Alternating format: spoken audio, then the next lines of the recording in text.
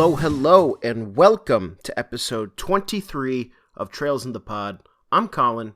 That's Kevin. Listeners, do you have dark hair, an ambiguous family situation? Are you stoic? Do you hide your emotions? Do you brood for weirdly long lengths of time? You may be suffering from a serious health condition called harem anime protagonist syndrome. The only treatment is not more cowbell, is to stop being such a fucking self-insert. Back to you, Colin. I feel like this is growing from some deeply ingrained feeling against a certain character type. Is everything all right? Colin, I was reading again some of the Attack on Titan manga, had a moment of appreciation. What a brilliant take Eren Yeager, his arc, his character is on the shonen anime manga protagonist. And then going from that and seeing all this other stuff out there, it's a bit of a letdown, let me tell you. Ladies and gentlemen, we're talking chapter 6 here. We're talking high impact, fucking amazing chapter. The entire game has been leading us to this point. We got a lot to talk about. I remember the end of FC. I thought Joshua would be with Estelle again, maybe chapter 3, about the 1/4 mark. End of chapter 2, perhaps. No, dear listener, it's what, 2/3 of the way in the game at the moment? I mean, there's 8 chapters and a finale, right? So that's 9 chapters. And we just finished chapter 6. So yeah, no, it's the last third that you actually have Joshua. And I think even before we start talking about Joshua himself, I think it's really important that they've done this because it allows both characters to show independent development. They're not just joined at the hip. They are their own people.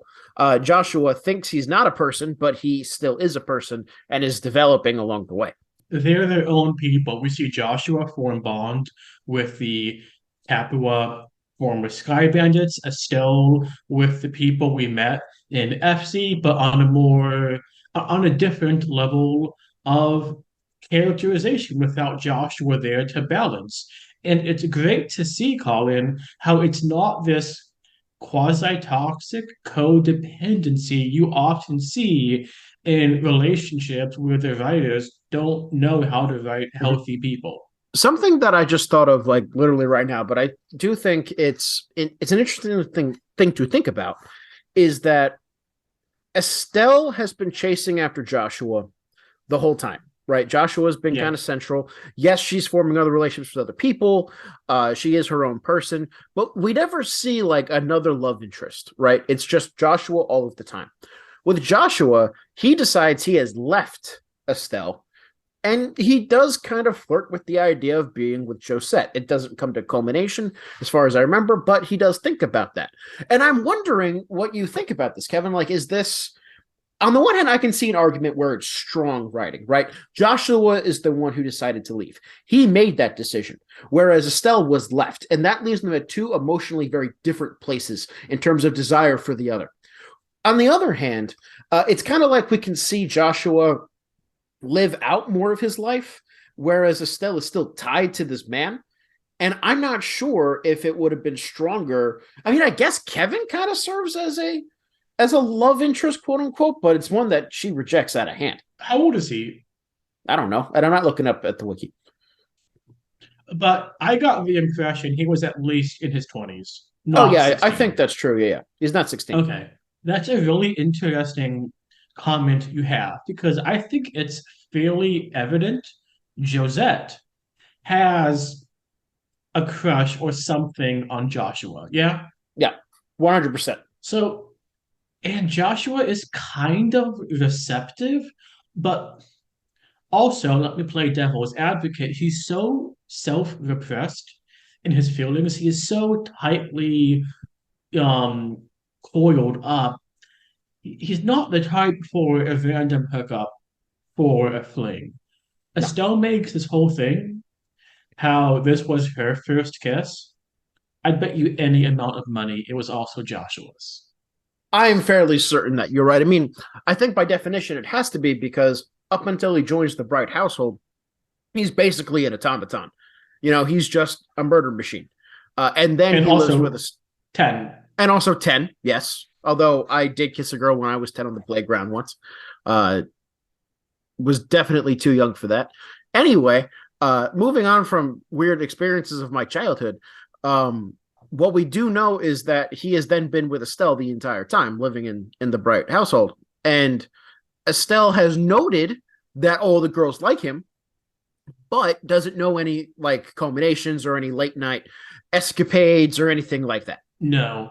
And I do like the hints that if they had spent more time, if things had been different, something may have developed between Joshua and Josette. It shows that, yeah, he's so much of his life revolves around Estelle. But 16 in the company of a dangerous, pretty young girl at about his age, maybe a year or two older, I think it's more realistic. We see the hints of what could have been than if it was just Estelle, Estelle, Estelle, Estelle. I agree. I feel kind of bad for Estelle in this situation because okay, look at Joshua. Who's interested in Joshua? It's Estelle. It's Josette. It's also Chloe. It's basically every female that's his age that he meets that is plot significant. Anybody who flirts with Estelle who is not named Joshua does so in a jokey manner, right? It's Olivier. It's Kevin. And I believe that both of them are not really being serious. So Estelle's only option, as it were, is Joshua, the guy who kissed her and left her at the altar. Well, not an altar, but, a balcony. Yeah. So that may just be a function of the people that we've met, but I do think it's very interesting. We don't see Agate even jokingly flirt Oh, no. with Estelle. We don't see Zin. Nope. And among the random, like, one off characters, no one flirts or has any interest in Estelle. But look back to FC Colin, the pretzel farm. Mm-hmm. The daughter, isn't she implied to have a crush on Joshua? Yeah, yeah. I mean, that's how we know that all the girls have a crush on him. Yeah. So this random one offs, and she's not the only one. Some of the students at the academy also made comments. So again, Colin, Joshua is a harem protagonist I think in a different genre. he is a harem protagonist before Falcom becomes problematic with its harem protagonists. He's not Reen. However, if we were playing as Joshua and we had the choice to pick any of the girls that he could potentially be with, then he'd be Reen. 100%. With cooler attacks. That's about it. Picking, we'll get into this later, but having a canon story and a canon romance that impacts the text of the story, look at what it made SC. Look at what it made the reunion at the beach. I mean, You yeah, cannot compare. we are going to be talking about that at the end. I don't want to spill our beans here, but a very emotional scene. So, essentially, You know who spilled her family's blood? who, Kevin? Who spilled their family's blood? In the war with Erebonia, all of Liberal is a family. And that war spilled the blood of Lila's family.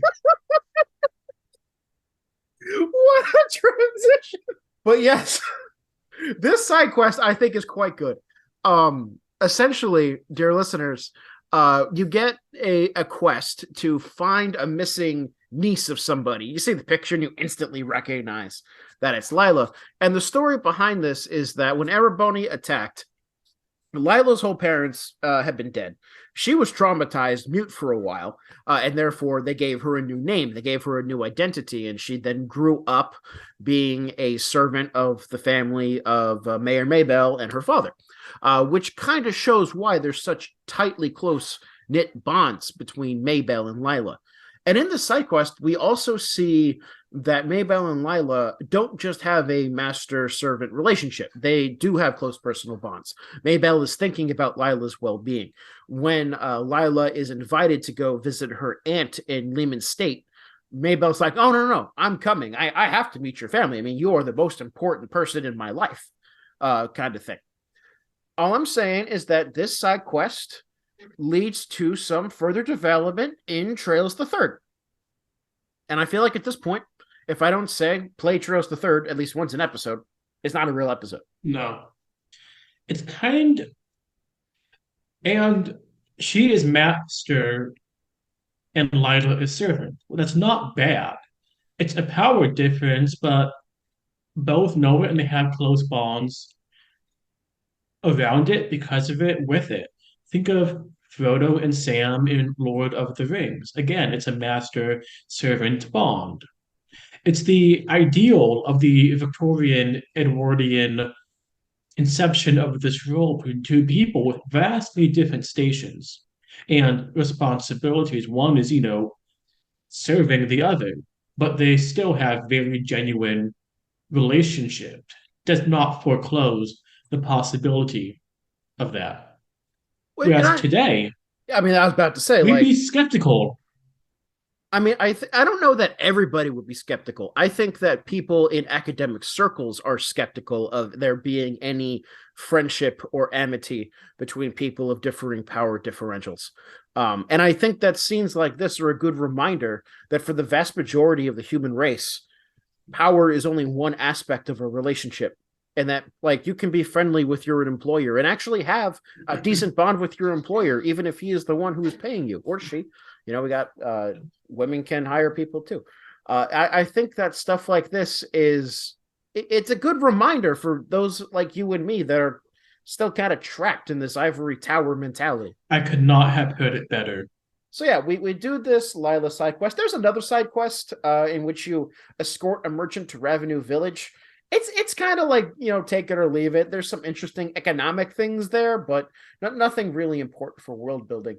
We head down to Valleria Lake, and the whole reason why we're going there, which we kind of skipped over, is that Lugan, who is the person leading the bracers in Bose, are like, look, we got a team out there right now looking for the Ouroboros base. Clearly, we have to find them and stop them. I mean, they just landed a dragon on the market that is now up and running again perfectly a day later, or I guess a week later, thanks to some generous monetary donations from said dragon.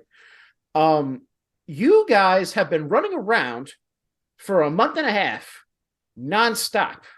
Yous need a break. So we're paying for you to go take a vacation at a lake house. And so they send them down to Valleria Lake House, which is the same place we took a little bit of a break in FC. We're taking it again in SC. We get to see different characters interact a little bit.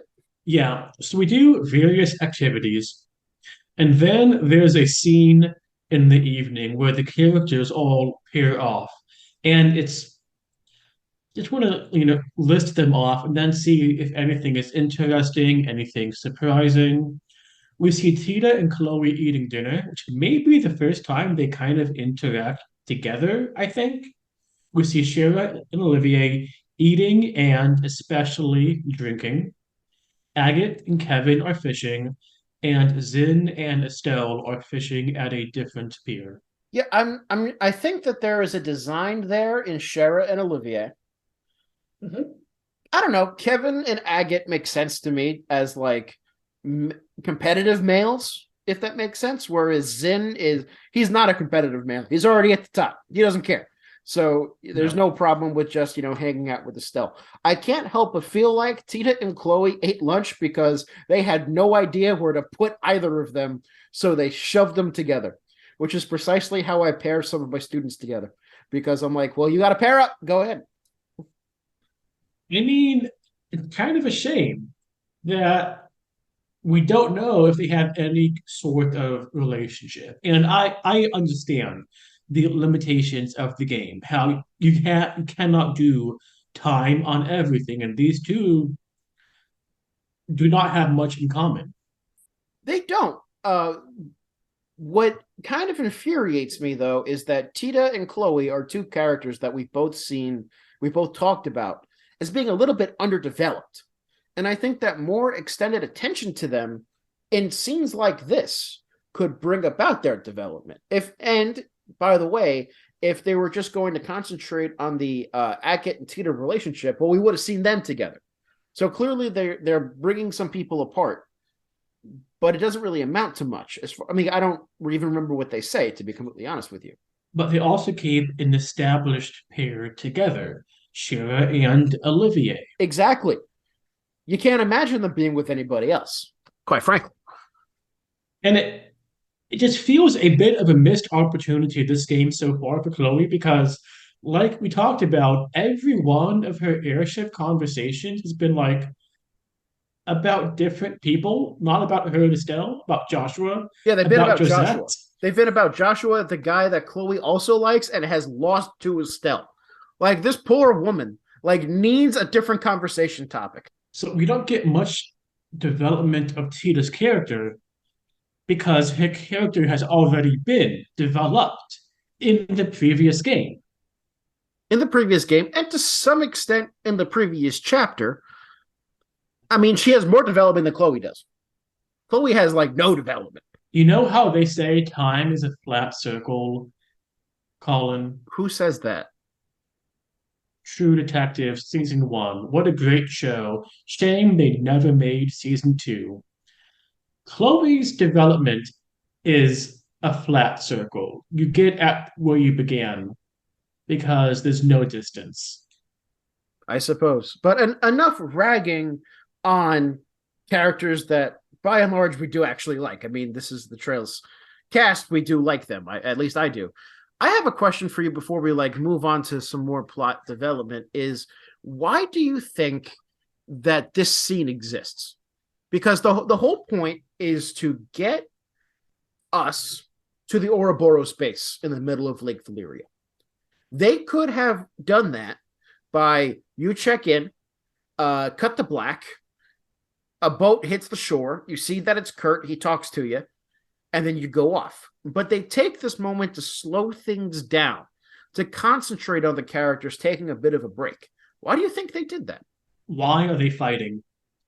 It's for these small moments of rest and respite in an increasingly dark and uncertain world. And that encroaching darkness makes these moments all the more precious for the fact they end. That this 3 day vacation, itself short, gets truncated by the boat that has Kurt's unconscious form. I have a very different answer. I think this entire scene is meant to reinforce the centrality of Joshua in Estelle's life. Because what we see throughout this like whole vacation scene, there's a lot of parallels with the first vacation scene in FC. There's some extra stuff because we have extra people, but you have the same type of idea. You have the same type of atmosphere. And then the sun sets, and you even see Estelle like look out the moon, struck by a nostalgic feeling, going to the dock to like really reflect on that. And she plays Whereabouts of Light, which is what Joshua was playing at that same time. She's thinking about Joshua. And it's at that moment that we only get the substantive plot development, which is Kevin coming out and talking to her a little bit, flirting with her a little bit. And the entire point of that episode, of that set of dialogue, is to just further reinforce the fact that Joshua is central by rejecting the advances of Kevin Graham. It seems that, well, on the surface, it's kind of innocent. I think that this scene is just meant to like remind you how, by the way, Joshua is important, which is going to come to a culmination at the end of the chapter. I want to push back a bit about specifically your interpretation of Kevin and Estelle. Okay, sure. So Estelle plays the Whereabouts of Light. It looks like she's eating corn with a cob. I cannot get that out of my head. Kevin comes over, has a conversation. He jokingly, but also I think not that much of a joke, admits he wants to manipulate her opinion of him and then goes on in that regard. And then yes. Now he sounds like a bad guy. Let's just go over what he said, which is, I had a plan that you would be sad and crying, and then I would help show you that there's good stuff, and then therefore you would like me better, but you foiled my plan because you already got there. And I have to say, I have used that line on women before. Not successfully, but I've used it. I have a theory, Colin, I just came up with. Okay. I think this is a meta commentary on how Kevin has approached his interactions with Estelle. Because how did he meet her? She was crying or about to cry on the deck of the airship going to Roland. I don't think it was an entire accident or something that I think he was on a mission to, not for bad reason, but to worm his way in. The church is a player in the background. And with Kevin, they're coming to the foreground of events and important processes. And I don't know. I just feel this may be a clue or something, but I don't think he did not know her when he saw her on that airship all that time ago. Yeah, I mean, I think you bring up a really good point. This is something that I don't know the answer to. I don't remember if they then argue that Kevin knew all along or not. I do think that it's striking that Kevin happens to find Estelle on this airship after this very pivotal moment, and then Kevin is always around at places where the party is during very specific times, which they And they comment comment on upon. it. Yeah, they call him out on that. So I think that you might be right that there's something going on there. And I will say that it's very in keeping with Kevin's character to obfuscate by being obvious, right? By saying, oh, I was going to manipulate you into liking me. He's stating what he was doing, which creates an opposite effect. But that doesn't mean that he wasn't actually doing that, because I think that he was. And I think that he's just admitting to it, and then that creates more sympathy in a different sort of way. I think that you're onto something there, but we're going to have to see in the next couple of chapters, and also this leads into developments that we see in Trails the Third. Boy, cannot wait. Stop hearing that. But then we see a boat come with a person. And again, Kevin is the first one to say, hey, there's an unconscious body in that boat, which another tally in the okay, kind of odd column for Kevin. And then so Kevin Well, I mean, does okay, a hold on. Somebody had to notice it, and Estelle was kind of emotionally distraught. And I'm maybe not even looking in the right direction. okay, so I'll give him that. He is more observant than someone whose back is to the object in question. I mean, I don't remember. Maybe she's not. I honestly don't remember. But yes, Kurt is unconscious in a boat, hits the pier. But when he wakes up, he reveals that he had just found Ouroboros' base. They do some weird memory block thing with Kevin's power, calling on specifically divine intervention. So I thought that was unusual. Maybe it'll be in Trails the Third, like every other question I have. Maybe, And maybe. then they assemble a team to go to the base on the shores of Valleria Lake. And who did you pick, Colin? Um, I picked Estelle, Kevin, Zin. I can't remember if I think I chose Agate. Normally I would have gone for Olivier, but Kevin kind of fits that role. Not really, but kind of. Yeah, so you have to pick Estelle and Kevin. I picked Agate. I want someone up front doing major DPS and can also tank some hits. And then I picked Olivier, so I was not forced to always have only one potential support. I could trade off as needed. Sure. I like mashing the A button with attacks. So I picked 3 heavy up fighters, and then Kevin can do his immunity thing with his S-Craft. And he's pretty good at arts too, So to be fair. the Ouroboros facility is a major component of the chapter. Yeah. What are your thoughts on it? I think it's interesting because so far, the dungeons that we have seen don't have a whole lot of variation in their gameplay mechanics, right? They're basically empty hallways with some rooms that have chests and some rooms that don't have chests, and some paths that lead to progress and some paths that don't lead to progress. This dungeon adds mini bosses, in which each floor you have to fight a mini boss, which is interesting. And then with each of them, you also get a little bit of lore. Then they also give you key cards that you have seen throughout the rest of the dungeon that, oh, you remember I can go unlock this door. I can go unlock that door. Now, the consequence of that is that you are running through this dungeon like 3 times, because every time you get a key card, go back to go get the treasure that you missed. If you're more efficient, you wait till you get to the end, but I didn't do that. You do get some worthwhile upgrades that way. So it feels rewarding to do that. And therefore, even though, yes, it is a little bit repetitious, I think this is one of the better dungeons we've seen so far. The fights are good. The exploration is mostly good, B plus, A minus. The vibe is totally unlike anything we've seen in the game so far. It's dystopic sci-fi, not early industrial, medieval, Renaissance, dungeony vibe type stuff. And so visually, I thought it was very distinct. Did a great job with that. Yeah, I think the closest to it that we've seen is the final dungeon of FC. But this is more Yeah. modern than that. Like, obviously so. And I wonder if it's intentional by the game, if it's reusing similar assets or what. I think it's intentional. And one of the reasons why I think that is intentional is because we run in to the leftover parts of that machine Reverie that we fought at the end of FC. Meaning that the same people who designed or that are using this base are familiar with that final dungeon and learned, I think more importantly than that, took the archaism technology from that place and applied it to this factory. I mean, we see machine lines. Yeah.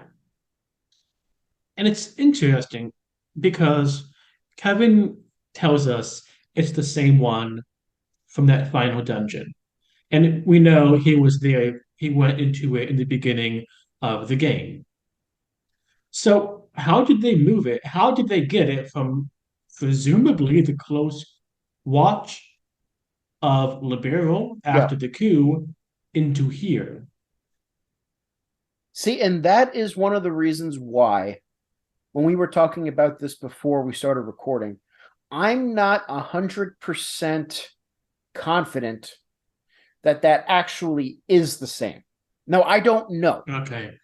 This is literally me speculating, but I do want to point out that just because it looks the same and because Kevin says that it's the same, we have not seen it being moved. We have not seen it not being there. We haven't been to the first dungeon, the last dungeon from FC, the entire game.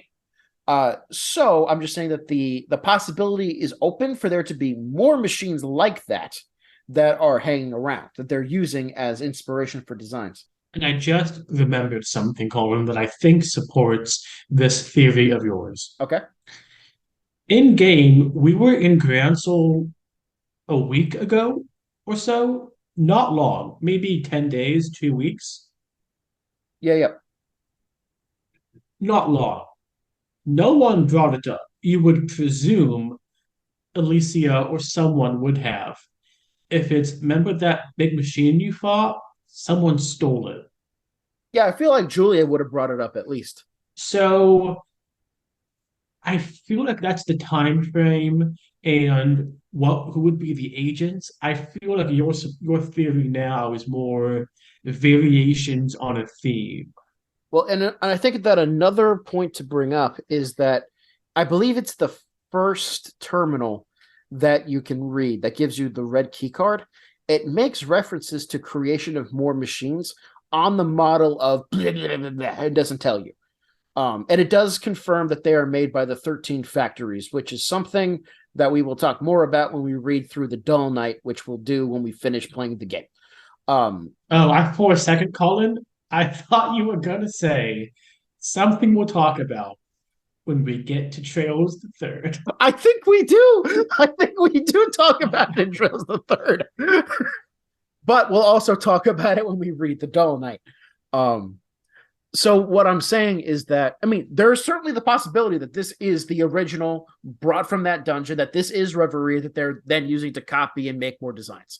Or it could be they made this clone and it's sitting there and it's just not finished or it's not operable or what have you. I mean, there's a lot of different routes that can be. I think it opens up more questions than it answers.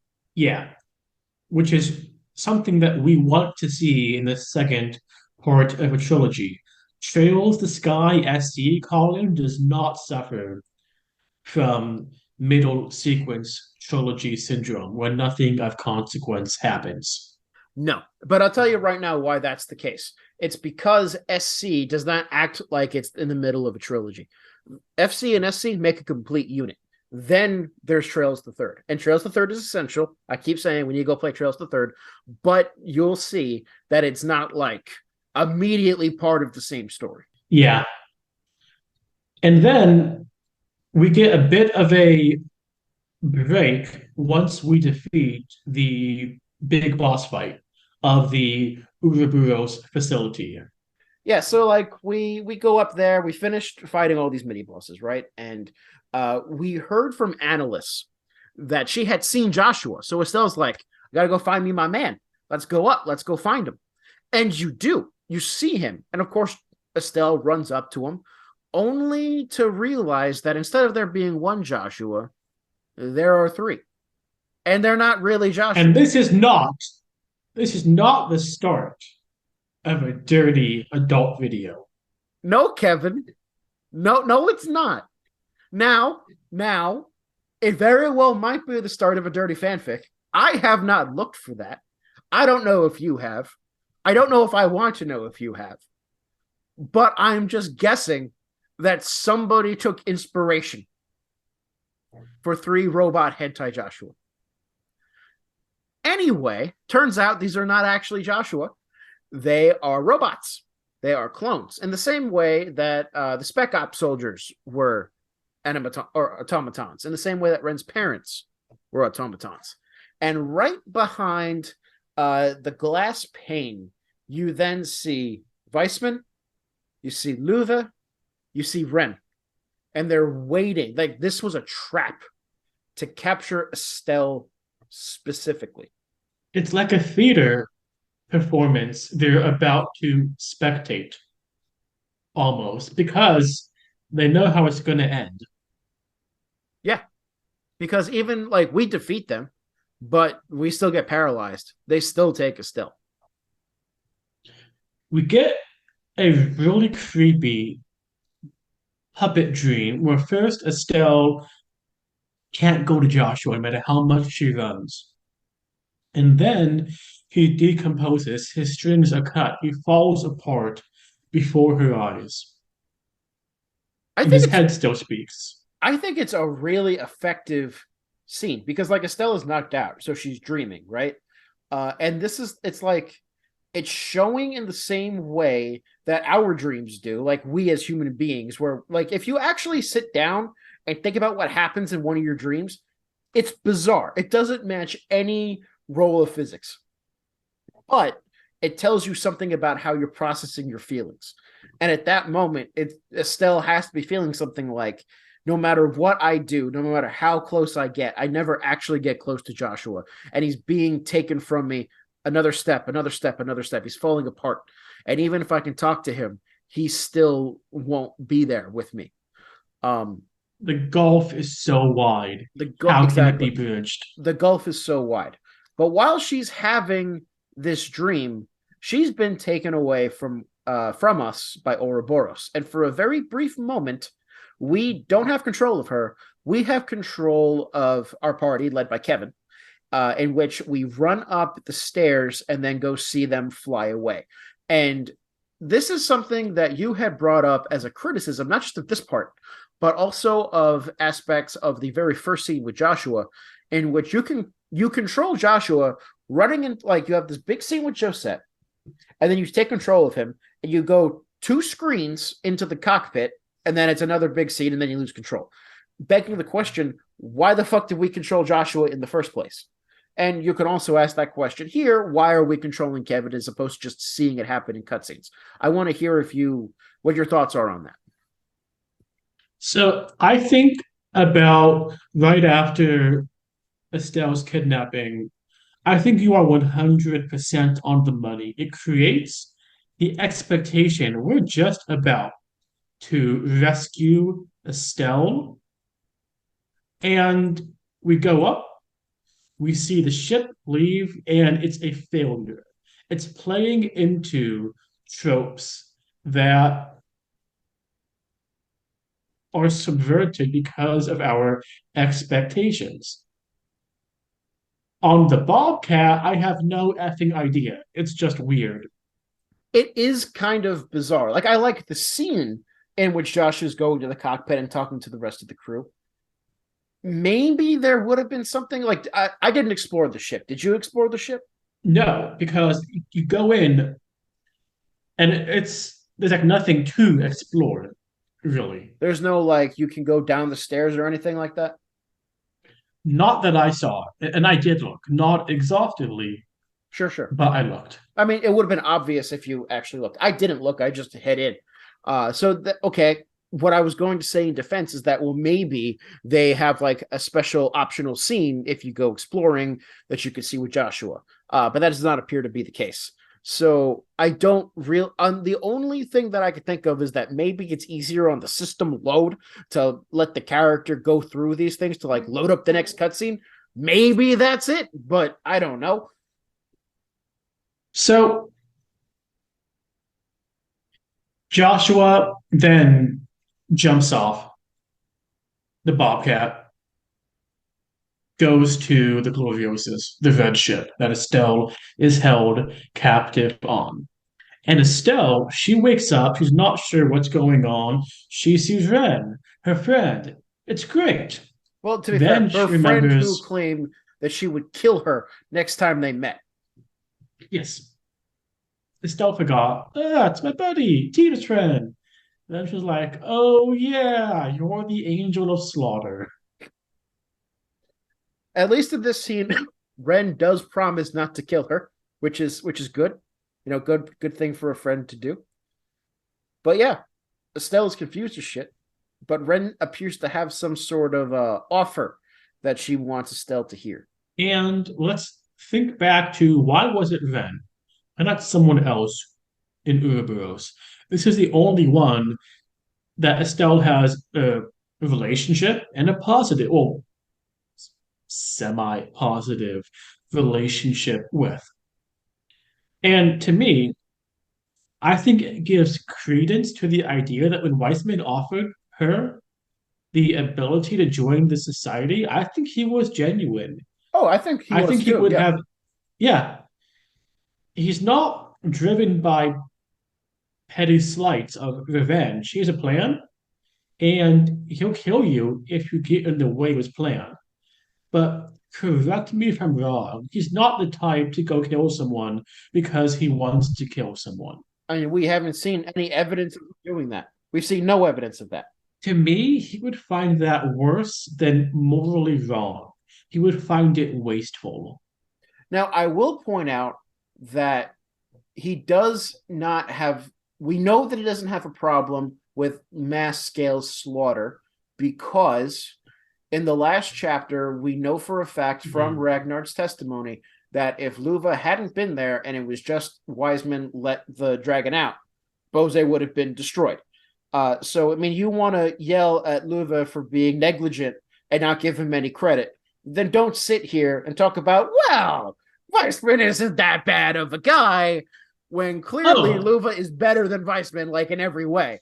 I'm not saying that he's a good guy or whatever. He's a, but he's not an impulsive psychopath, is what I'm saying. No, he's a He'll do a mass slaughter. He'll do a mass slaughter if it, for his goals, he's a but not because he feels like it. he's a contemplative psychopath. Yeah, I'll accept that. But Weissman does offer Estelle the chance to join, and he says, if you join, then I am sure that we can bring Joshua back to you. And I mean, Estelle is a little bit mad about it, so she attacks Weissman, and then Loewe pops out of nowhere like a ninja and like parries her blow, and she gets sent back to her room. But while she's in her room, she does have a moment of like back and forth. What should she do? And she And it's weird. It's like you spent so much time fighting the coup, fighting the society once you learn they exist.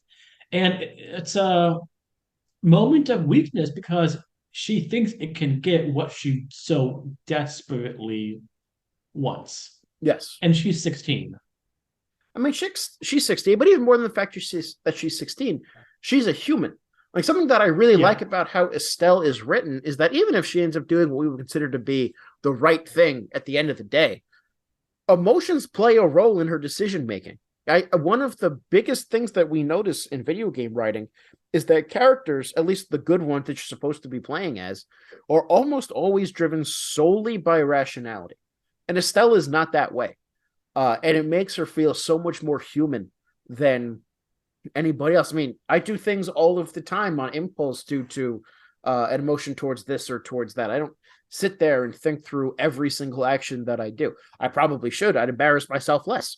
But, it makes Estelle a bit more relatable. It's like me whenever I go to Chipotle.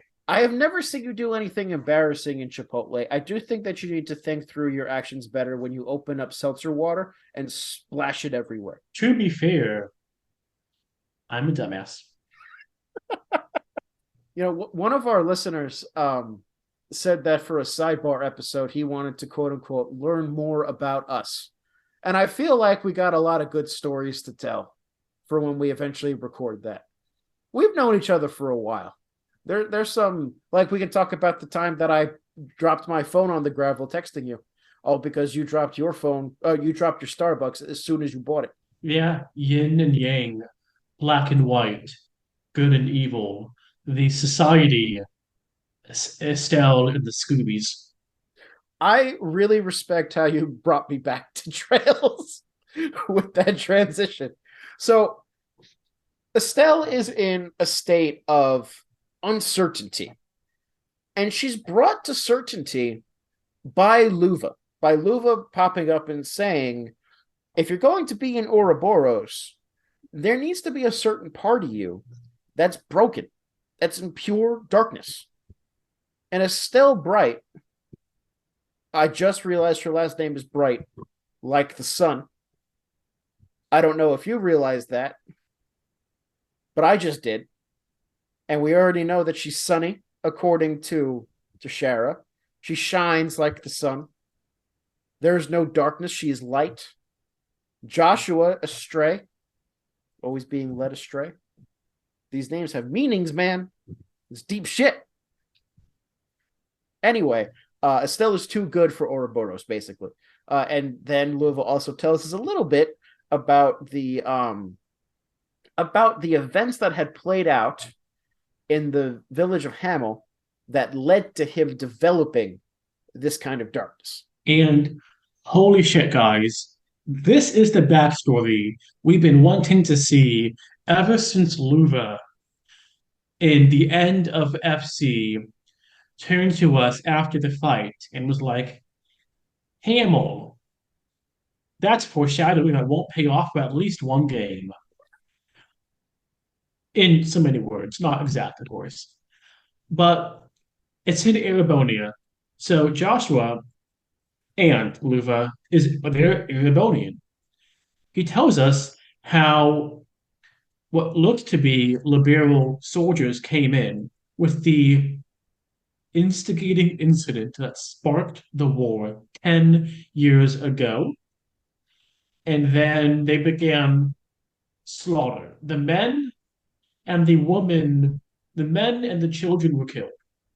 The women and the girls were killed after a time, and all but stating after having horrific sexual violence committed on them. And that's like, this is some of the starkest serious that this game in a lot of games goes. And I think it was handled with the appropriate gravitas. It was an act beyond humanity. And it's then personalized, Yes. we are told, with people that we've come to know. We're told that Loewe had a friend. Joshua had a friend, maybe, if things had gone different. Karen was his sister, not his friend. Was Joshua's sister. And it's pretty heavily implied that Loewe and Karen were an item. Yeah. And we're told that Joshua killed a soldier and that Kieran died, and that something broke inside Joshua. Yeah. I mean, we're uh collapsing two different narratives because some of these are details that Joshua tells us a little bit later. But like it's pretty clear that the soldier was going to rape his sister. And I'm pretty sure it Colin, what? I remember that when end of FC, I asked if this stuff with Joshua took place during the war 10 years prior, and you said no, And it it didn't. wasn't. It wasn't during the It, war. The war it, hadn't it was started yet.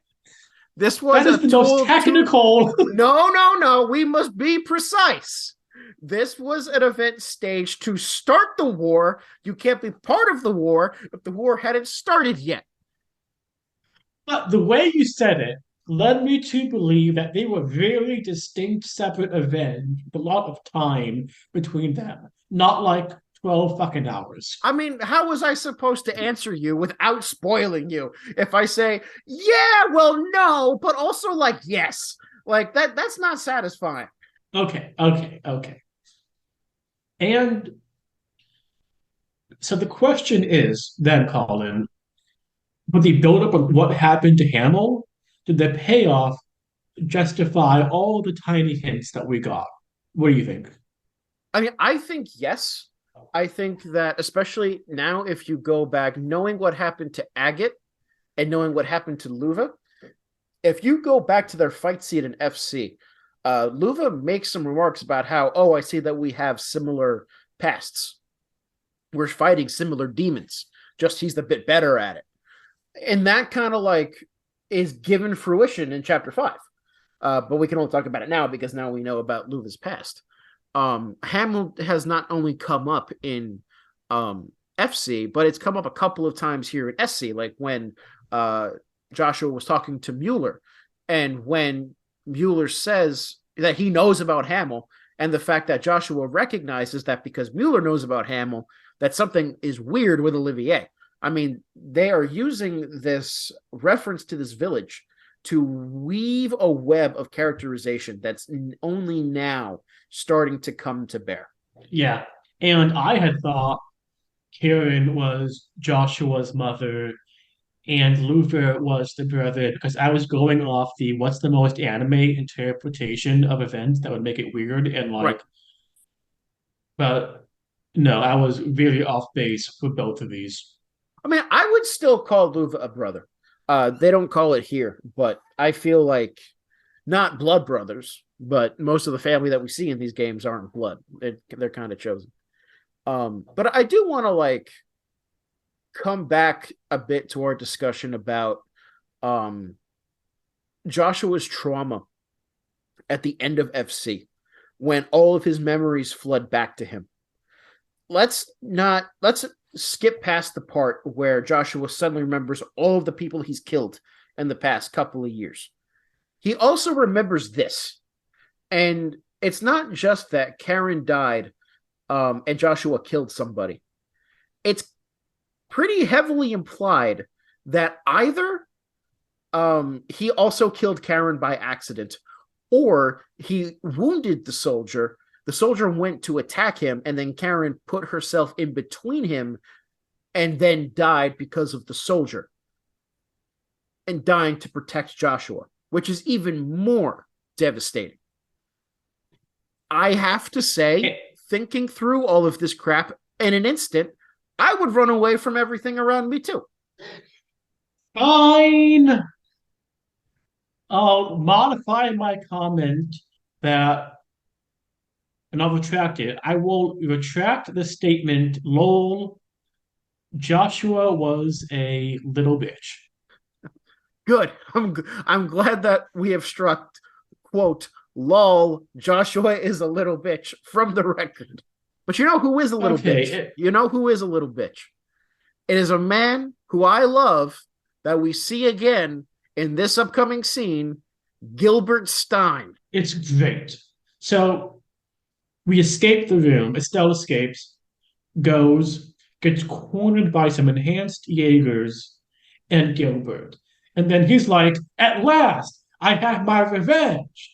Estelle's like, um, who are you again? You get three options. And even if you pick the right option that, oh, it's Gilbert, the game is like hesitant. Oh, yeah, you could be Gilbert, I think. Kind of hard to remember. And it's funny because he's clearly made this confrontation much more of a thing than Estelle has.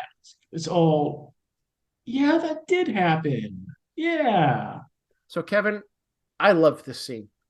Can you guess why I love this scene? Is it a fight you're meant to lose and somehow you won? No, no, no, no. No, I lost that fight. I love this scene because it leads to developments that we see in Trails to Third. Oh my fucking god, Colin. What? Is one of the enhanced Jaegers secretly like the lost heir to Erebonia or the president of Calvert's illegitimate son, and then we'll get some star Time Lord, whatever, look into their psyche or some bullshit like that? I will neither confirm nor deny any part of what you just said. Okay, it's whatever. I don't care anymore. I'm just gonna accept that, gonna little park it in my smooth little brain over here, and then move on. Because we are saved from this fight by Joshua. Yes, he pops And up. it's good. It's a good scene. You're kind of faked out a little bit because he looks like he's a Jaeger. Gilbert Stein thinks that Jaeger is here to help him, but no, he's saving Estelle. And what we learned through our dialogues is that Joshua did not come here to save Estelle. He didn't know Estelle was going to be there. He was on the Crimson Arc in order to blow it up, in order to sabotage it.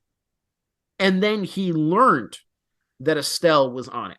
Now, mind you, this is the woman that for the entirety of the game, he has been saying, she means nothing to me anymore. We have split.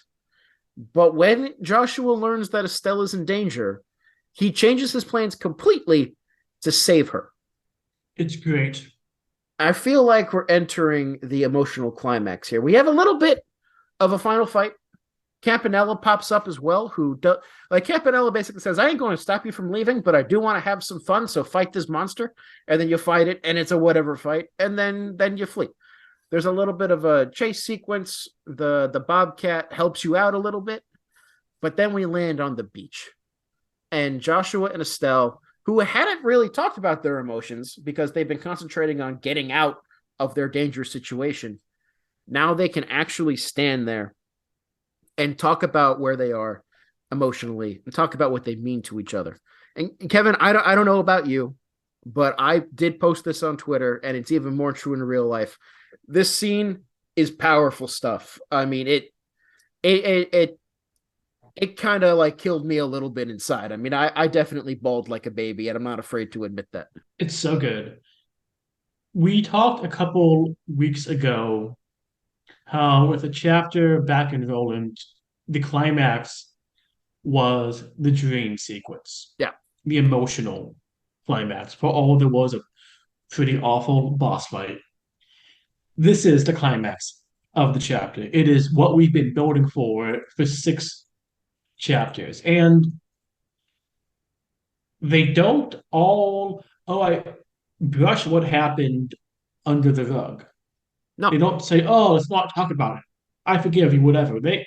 These are real issues. And they act like real people. I mean, one of the things that Estelle wants to know is if he kissed Josette, which I can definitely see why she'd want to know that. There's a bit of jealousy there that, of course, you would naturally feel. This isn't, I mean, you even point this out. You pointed that out to me in the text. Like the way that Estelle even brings that point up, though, it's humorous, but humorous in the serious Estelle kind of way, right? We don't see pure drama here. We don't see pure comedy. It's mixed, and it's mixed in a way that feels real. Like one of the part of the reason why I feel like this scene is so powerful is because it's kind of representative of the thought process that anybody's going to go through who's like lost a loved one to a breakup, and how you fantasize that you will like meet again and can say what's been on your mind and maybe have a reconciliation.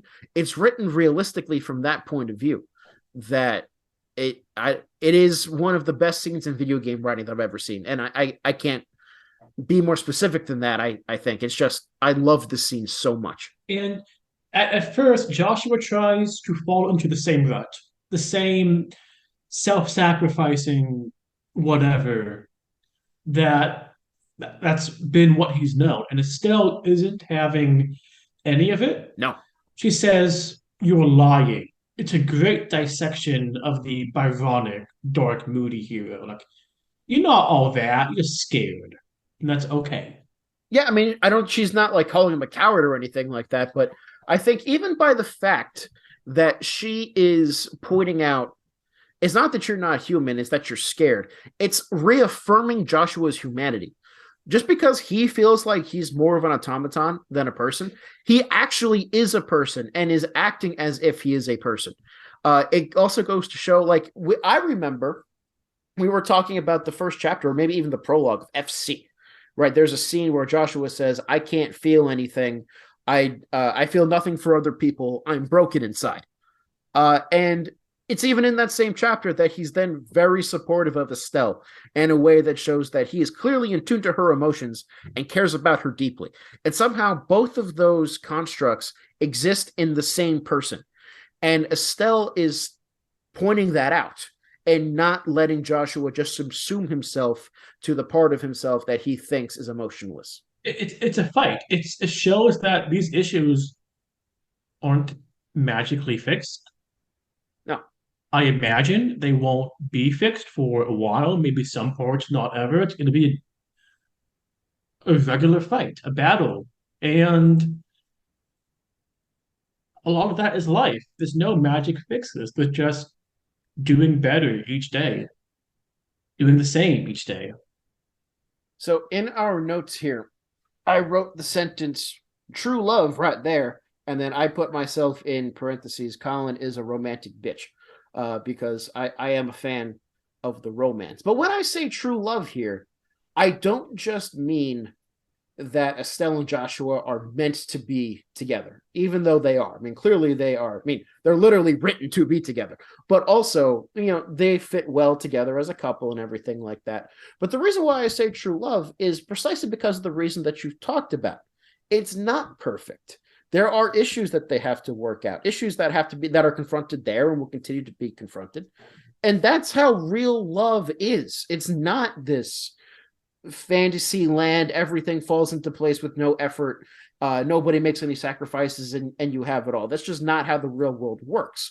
The reason why this relationship works so well is because the writers know that and give us something that feels true, which I do think that they kind of lose when they get further on into the series, but we'll talk about that when we hit up Cold Steel. It's give and take.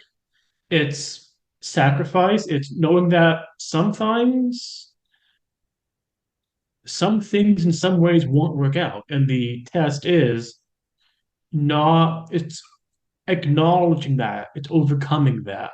Yeah. And it's just so well done. And it's helped so much by the music, which is an upbeat version, a faster, different key, whatever, of the whereabouts of light.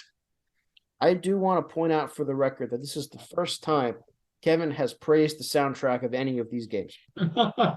So this lets you know how apt, how in tune and perfect the music was for this moment. I mean, I agree completely. I think it goes to the whole reunion as well, when they're playing that song Back to Friends, and you're running throughout the entire ship and you just hear this. It's a great variation upon Whereabouts of Light, but it's more triumphant, it's more combative, more energetic, that I think it really sets the scene for Joshua and Estelle. They've now reunited, and we're going to make it out of this alive. We just have to believe and trust each other. We're in the end game now. I assume we'll go with reunite with the Scoobies on the airship, the Capital airship, and what? I guess Seven is look for the location, the main super secret base, and then 8 in the finale, or infiltrated some final dungeon, or what say you? Well, we'll see. I ain't saying shit. Is there anything else you want to talk about, Kevin? I don't. My favorite chapter of either game so far. Yes. No, I agree with you. There's no filler here. Uh Even like you could claim that the vacation stuff is filler, but I think that it serves a very important narrative purpose. There's no filler. It's all highs all the time. Uh Gameplay wise, very good. Narrative wise, it feels satisfying. It feels like you've earned like all of this investment. It is a fantastic chapter. Definitely the best that we've played so far. But it wouldn't be as good if it didn't have all the other chapters holding it up. No, and the other chapters were not bad, No. mind you. So I think that's it for tonight. Next week will be a sidebar episode. I'm Kevin. That's Colin. See you next time. Thanks for listening, everybody. Bye bye.